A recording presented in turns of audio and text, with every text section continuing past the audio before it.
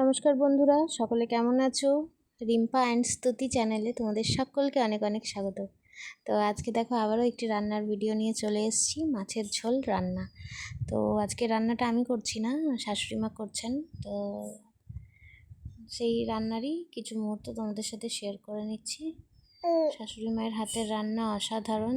যারা খেয়েছে তারা জানে, আর যারা খায়নি তারা তো জানা সম্ভব নয়। আমার তো খুব পছন্দ আমার শাশুড়ি মায়ের হাতের রান্না। আমার দুই মায়েরই হাতের রান্না খুব ভালো, মানে আমার খুব ভালো লাগে খেতে। তো যাই হোক, তো দেখো মাছ ভাজা প্রায় কমপ্লিট। তো তো মাছগুলো তুলে নেওয়ার পরে এই যে দেখো এবার কড়াইয়ের মধ্যেই ওই মাছ ভাজার তেলের মধ্যেই আর কি পেঁয়াজ কুচিগুলো দিয়ে দিয়েছে। তো পেঁয়াজ কুচিগুলো দিয়ে দেওয়ার পরে নুন ছড়িয়ে দিয়েছি যাতে তাড়াতাড়ি একটু মজে যায়, তা নাহলে সেই মনে হয় যেন তাকিয়ে আছে। এটা শাশুড়ি মায়ের কথা। যাই হোক, তো মজে যাওয়ার জন্য দিয়ে দেয়। তো দিয়ে দেওয়ার পরে সাইডে দেখো টমেটো কেটে নিল, আর লবণ দিয়ে দেওয়ার পরে এখানে দিয়ে দিয়েছে হলুদ পরিমাণ মতন।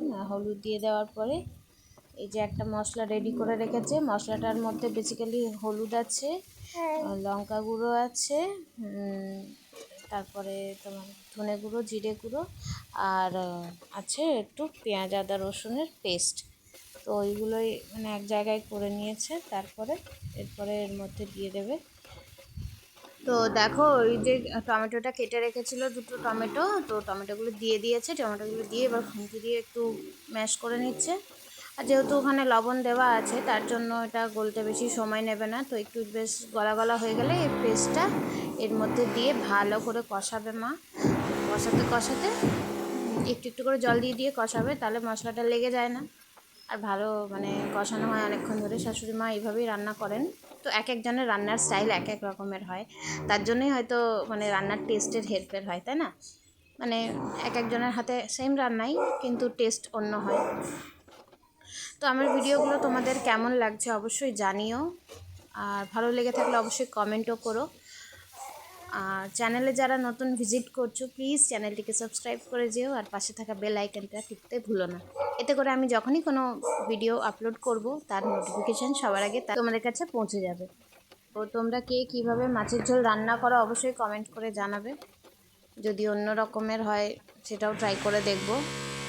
আসলে রান্না করতে আর নিজে খেতে আর অন্যদের খাওয়াতে সবগুলোই খুব ভালোবাসি।